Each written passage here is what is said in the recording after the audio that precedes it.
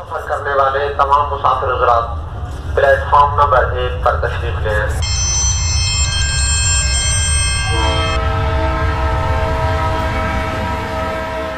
ए आशिकान रसूल, हम सफ़र करते हैं और सफ़र जो वो जहाँ वसीला ज़फ़र भी है, तो वहीं बाज़ औक़ात जो है वो ख़तरात भी होते हैं, परेशानियाँ भी होती हैं। और ख़तरात क्या हैं कि हमें जो है वो अपने सामान चोरी होने का ख़तरा रहता है। हमें अपने ज़ेवरात वगैरह बाज़ को, चूँकि ज़ेवरात कीमती सामान पैसे वगैरह साथ होते हैं, तो इनके चोरी होने का हमें खौफ़ रहता है।